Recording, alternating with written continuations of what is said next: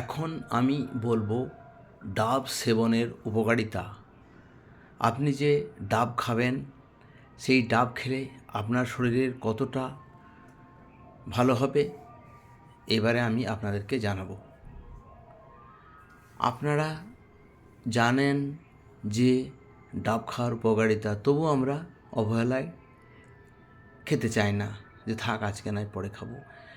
তো আপনারা এই মুহূর্তে জানুন ভালো করে ডাব আমাদের শরীরে কতটা পরিমাণ যে উপকার হয়, সেটা আপনারা এই ভিডিওতে জানবেন। ভিডিওটি ভালো লাগলে সাবস্ক্রাইব করবেন এবং লাইক করবেন।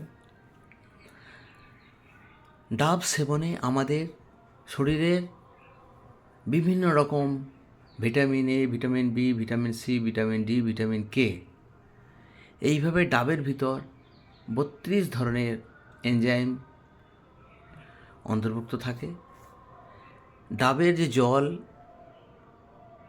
বিশুদ্ধ জল, আমাদের শরীরকে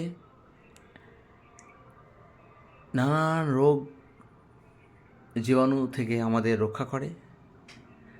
ডাব আমাদের শরীরে এত উপকার, যেটা নাকি আপনি বিভিন্ন ডাক্তারদের পরামর্শ আপনি নিশ্চয়ই পেয়েছেন। তারা বলেছেন যে ডাব আপনি নিয়মিত সেবন করবেন।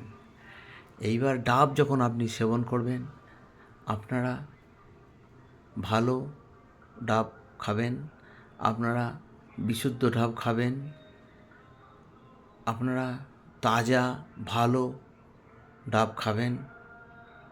আপনারা পুরানো ডাব আপনারা ব্যবহার করবেন না। পুরানো ডাব খেলে কী হয়, আপনার শরীরে উল্টো আপনাদের রিয়াকশানও হতে পারে।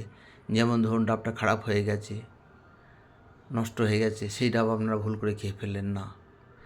ডাব আপনারা একদম তরতাজা ডাব খাবেন।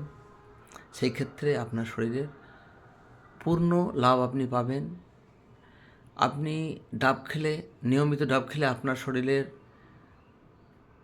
70% ব্যাধি আপনার মুক্ত হয়ে যাবে। আপনি খালি পেটেও ডাব খেতে পারেন এবং ভরা পেটেও ডাব খেতে পারেন, মানে খাবার খাওয়ার পরও। ডাব আপনি খালি পেটেও খেতে পারেন, ভর্তি পেটেও খেতে পারেন। সেই কারণে বলছি কি, ডাব আপনি খাবেন।